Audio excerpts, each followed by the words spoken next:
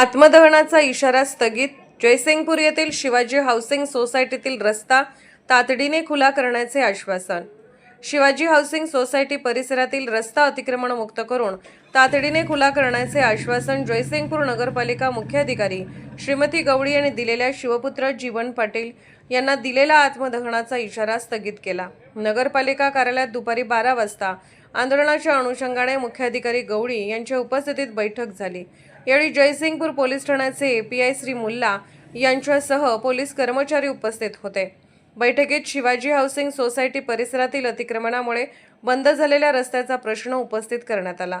संबंधित रस्त्यावरील अतिक्रमण हटवून तो तातडीने खुला करण्याचे आश्वासन मुख्याधिकारी गवळी यांनी पोलीस प्रशासनासमोर आंदोलक शिवपुत्र जीवन पाटील यांना दिले. दरम्यान परिसरातील उर्वरित अनधिकृत बांधकामे तसेच अन्य प्रलंबित प्रश्नांवर 18 ऑगस्ट रोजी सविस्तर चर्चा करण्यात येणार असल्याचे सांगत त्यांनी या प्रश्नांवर कारवाई करण्यासाठी नियोजनबद्ध आराखडा तयार करण्याच्या सूचना नगररचना अधिकाऱ्यांना देण्यात आल्या असल्याचे सांगितले आहेत. प्रशासनाने सकारात्मक भूमिका घेत प्रश्न सोडवण्याचे आश्वासन दिल्याने आंदोलनकर्ते पाटील यांनी आत्मदहनाचा इशारा तुर्तास स्थगित केला आहे. 18 ऑगस्टच्या बैठकीत ठोस निर्णय घेऊन प्रत्यक्ष कारवाई सुरू होते का याकडे परिसरातील नागरिकांचे लक्ष लागले आहे. Bureau report SR news 24 Jaysingpur.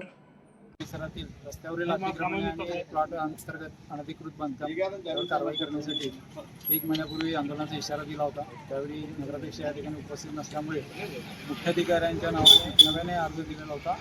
आज 14 रोजी आत्मदहनाचा इशारा या ठिकाणी दिलेला असताना पोलीस प्रशासनाने त्यांच्या अखत्यारीत मला या ठिकाणी उपस्थित केलेलं आहे. चर्चेसाठी मुख्याधिकाऱ्यांनी बोलवल्यामुळे आत्मदहनाचा इशारा स्थगित केला होता. चर्चेदरम्यान असे निष्पन्न झालेले आहे की यातील एक रस्ता त्वरित नगरपालिका खुला करणार आहे आणि इतर प्लॉट अंतर्गत अनधिकृत बांधकामांची कारवाई दर महिन्याला एक याप्रमाणे त्याचा रिपोर्ट सादर करून त्यावरती कारवाई केली जाणार आहे. त्यामुळे आज 14 ऑगस्ट रोजी दिलेला आत्मदहनाचा इशारा त्या ठिकाणी मी स्थगित केला.